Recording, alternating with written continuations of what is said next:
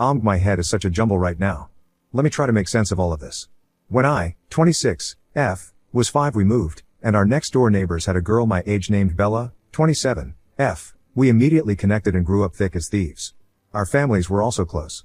I moved a couple of hours away for college while Bella stayed home. She would come visit me frequently, stay with me, and we had great times. I met Barrett, 26, now, in an econ class sophomore year and realized we had a lot of friends in common. He was a smart, attractive guy, so we ended up hooking up a few times after study sessions. It was fun, but there wasn't really long-term chemistry, so we remained friends. We never even talked about dating. We weren't close after that, but we were on group text threads together and saw each other frequently at parties. I introduced Bella to Barrett at a party senior year and it was love at first sight for her. She interrogated me about him and I informed her of our history. She seemed pretty upset about the fact that we had hooked up, but I assured her that there was absolutely nothing romantic there and that she had my blessing to pursue him. She did, and after a few months, they started officially dating. She was over the moon. I was happy she was happy. I graduated and accepted a job 6 hours away from home. Shortly afterwards, Bella and Barrett ended up moving in together in my hometown. I visited them frequently at first, but life got busy so we ended up seeing each other annually at holidays. Last Christmas, my family hosted a Christmas Eve party with our 2 families at which Barrett proposed to Bella. It was a heartfelt proposal and everybody was thrilled for them. Bella wanted to talk about nothing but wedding planning that holiday and we had tons of fun brainstorming ideas together. There were no signs of what was to come. Over the next few months, I expected to be formally asked to be Bella's maid of honor. She had mentioned this over the holidays, but the ask never came. She started screening my calls. Finally, I received a save the date in the mail and still hadn't heard from her about whether I was in the wedding, so I got her on the phone and asked her. She told me that she had thought it through and didn't think that I should be in the wedding at all because I lived so far away. She thought it would make coordinating bridal events too difficult. She was making her cousin, who she doesn't even like, her maid of honor. I was pretty hurt by this. I was her closest and oldest friend. I introduced her to her fiancé and was friends with him too. I told her that I could get the time off work, would buy plane tickets, whatever was required of me, to participate. That I didn't think that it was going to be as challenging as she thought. She shrugged this off. Instead, she directed the conversation to whether I was going to be bringing someone to the wedding. I was a little confused by this question because I just had a bad breakup and she knew all about what went down. I told her that since I wasn't seeing anybody currently, I'd probably be attending solo. She told me that she would keep my +1 open until the last possible minute and encouraged me to try to find a date so I wouldn't be lonely.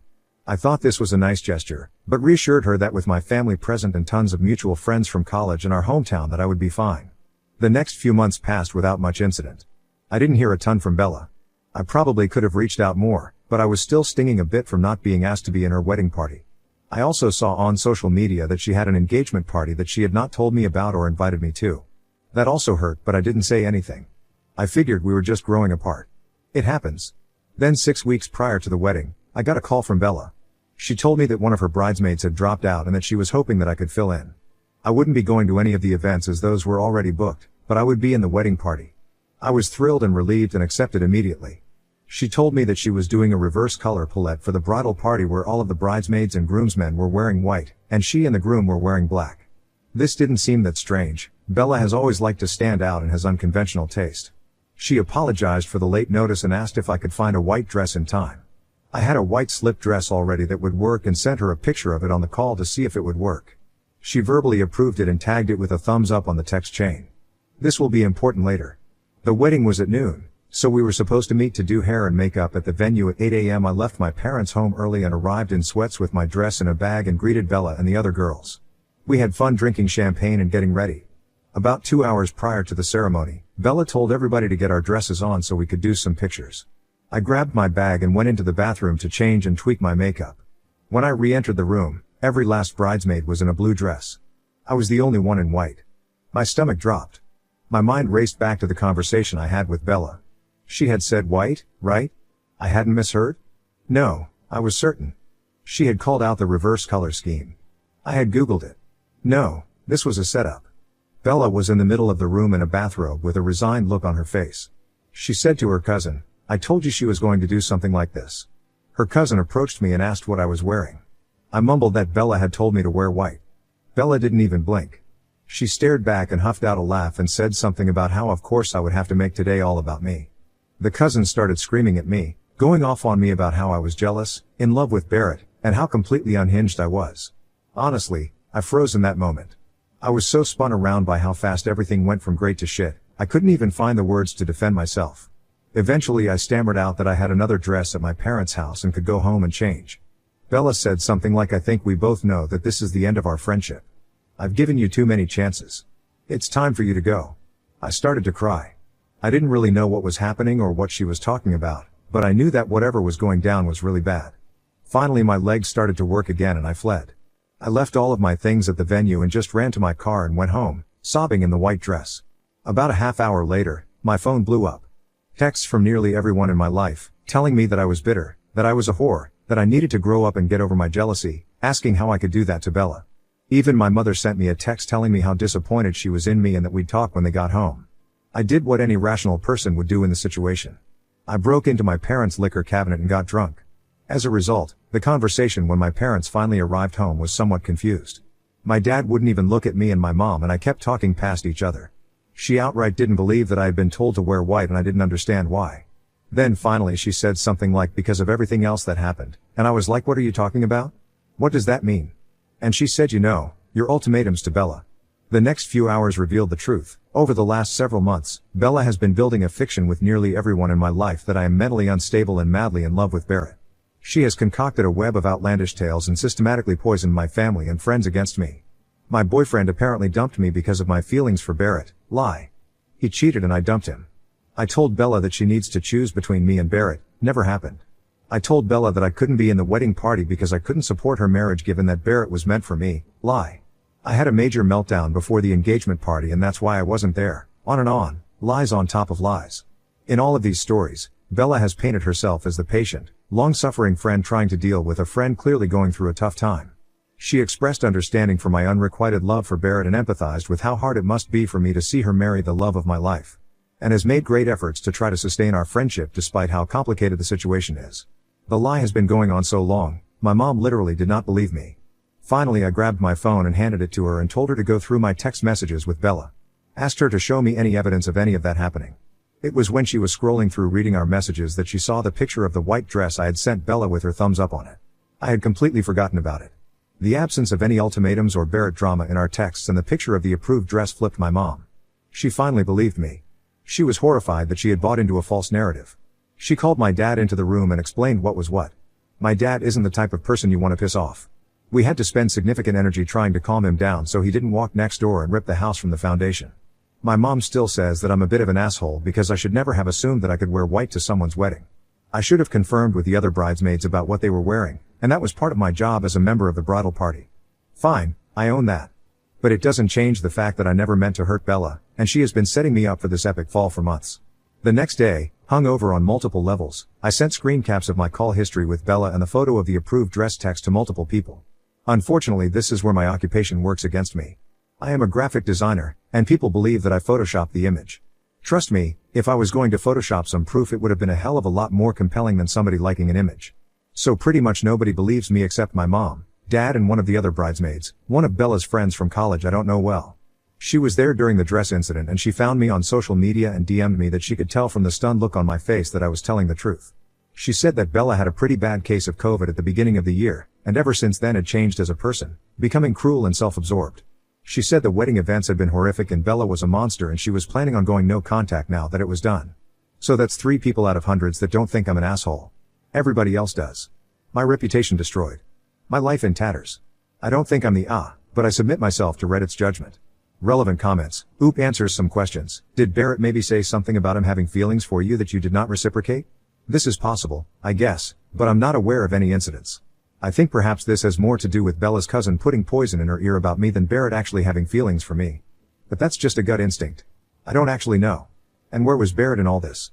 You said he was your friend, so it seems odd that he would watch his bride attempt to ruin your life for the fun of it. The first time I saw him after last Christmas was at the rehearsal the night before the wedding. I gave him a hug and congratulated him and expressed how excited he must be, and we talked about my drive up and how some of our mutual friends' flights had been cancelled. It was entirely benign. Bella was talking to somebody else and I greeted her a bit later. I never saw him the day of the wedding because I didn't make it that far. I have no idea what he makes of all of this, but I have to imagine that he's been poisoned to believe I'm some deranged stalker as well. I haven't reached out to him because I'm worried doing so would add fuel to Bella's narrative. If your parents were at the engagement party, why didn't you tell them you weren't invited? My parents were not at the engagement party. My understanding was that it was more of a friend's engagement party than a familial one.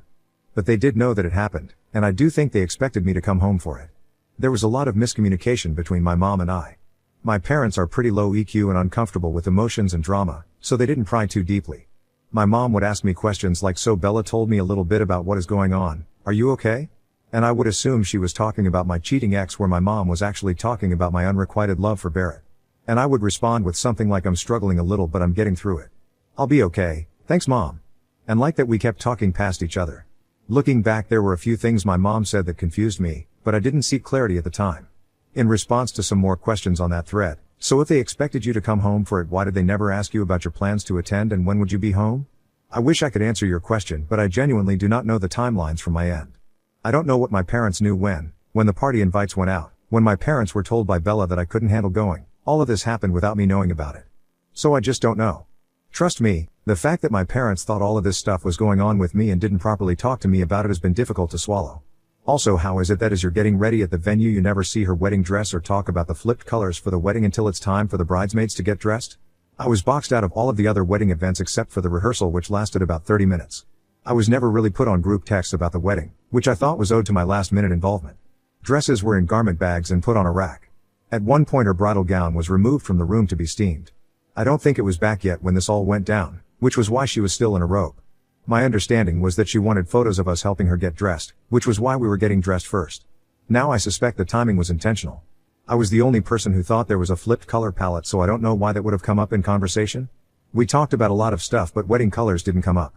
It seems like both you and your parents are poor communicators, and Bella relied on you not reaching out to her, or her parents, the other bridesmaids, or your parents to ask about wedding plans. Yeah, my relationship with my parents is, well, I think I'd need a whole additional ADA post for that.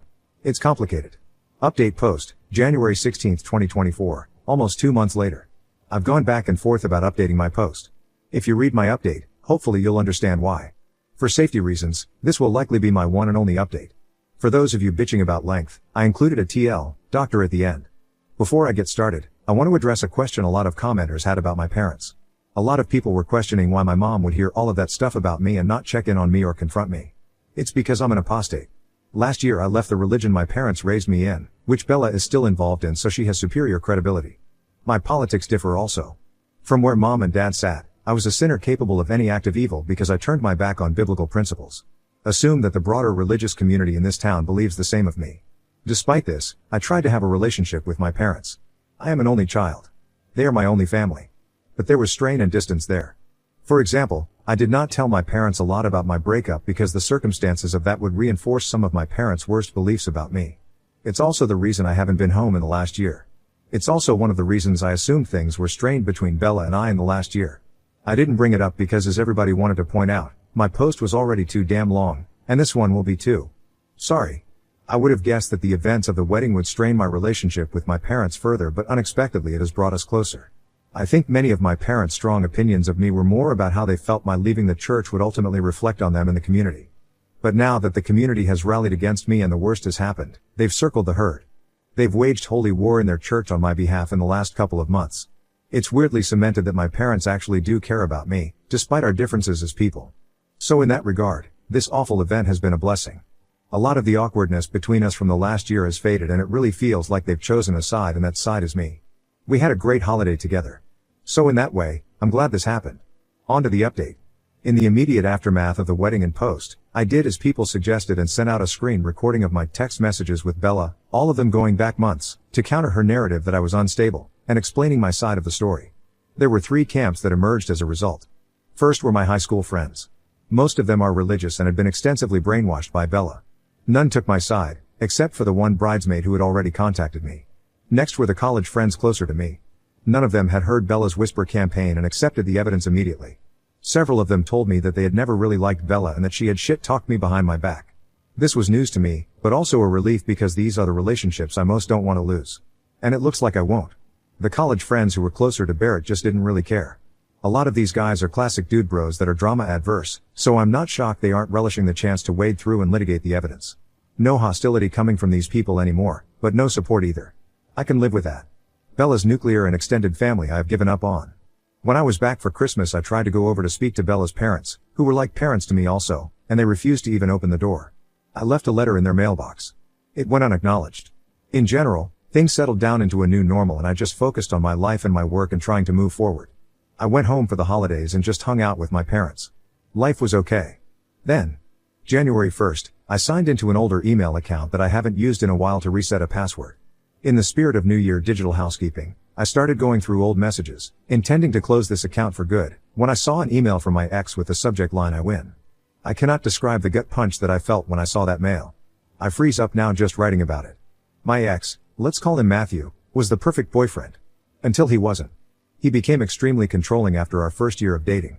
He wanted to control what I wore, what I ate, who I talked to, who I connected with and what I posted on social media, etc. He was very cunning and nuanced with the way he tore me down slowly over time. But then he slipped up, I found out he was cheating, and I woke up enough to get out of there. The breakup was a living nightmare. He refused to allow me to break up with him. We were living together. He installed tracking software on my phone and bugged my car. He had people at my job reporting to him on my movements. I couldn't get away from him. I couldn't hide. He kept showing up. He held my dog hostage. The police were useless because he was never physically violent and was careful not to write his threats down. I was in absolute hell for months, living under the terror that he would show up again. I had changed my job, my number, my address, my email account, my social media profiles were private. This was the one place I forgot to block him. The "I win" email was sent the day after the wedding. He said that he had become close with Bella after we broke up. He called himself the architect of my demise. He said he had fed Bella's paranoia about me and Barrett and that together they had planned my punishment. He said losing everyone important in my life was what I deserved. And then he said we should get back together. Unless I wanted more unfortunate things like this to keep happening. Yes, he a delusional prick. It took me a while to collect myself and get my shit together after reading that. I fell apart for a few days. My mom helped pull me back together and now knows the details about what happened with Matthew. She connected me with a family friend, an attorney, that is currently helping me file for a restraining order against Matthew. I tried during the stalking period, but couldn't afford an attorney and was denied. I think with the email evidence and the attorney saying things the right way, it will be granted this time, but the hearing is not for another couple of weeks. It is on Zoom and Matthew will get a chance to be there. I am terrified to see him, even just on a screen. If you read this, Matthew, please realize that I am not so terrified that I won't tase the fuck out of you if you ever come near me again. Once I had dealt with my own safety, I had the realization that I was in possession of absolute proof that the wedding incident was a setup. I considered blasting it out everywhere, but I still have so much shame about being in an abusive relationship and cannot bring myself to do it. So I decided to just forward it to Barrett with a small amount of explanation. Barrett did not respond to the email. I do not know what happened in Bella and Barrett's household after that, but what I do know is that 2 nights later, Bella drunk drove her car to my parents' house. While attempting to park in their driveway, she ran over their mailbox. When my parents answered the door, she started screaming about how I'm a homewrecking slut. In her drunken ramblings, my parents were able to figure out that Barrett had left her. Her parents were called over from next door to collect their drunk daughter. My dad said they seemed extremely embarrassed. I know a lot of people here will probably be fist pumping the air that Bella met with some karma. I'm not one of them. Matthew is a monster, and I know firsthand how charming and convincing he is. Bella, much like I did, fell for his act. Her happiness has been destroyed by Matthew too. And I have a really hard time blaming her now that I know that he was pulling the strings. But she also made her choices. I'm not dumb enough to reconcile with her either. My number one priority is my safety, and anybody who has ties to Matthew is somebody I need to stay far away from. Bella will have to find her own path back to good. There is a role that opened on my team in another country. It's a manager position, which would be a promotion for me, and my boss thinks I should apply. While it would be harder having even more distance from my folks, I think being in an entirely new country might help cultivate a feeling of safety for me. One that I'm not sure I can get in this city now. So that might be what's next for me. I don't really know how to end this properly. I'm just tired. Thanks for the support, Reddit. I probably won't sign into this account again.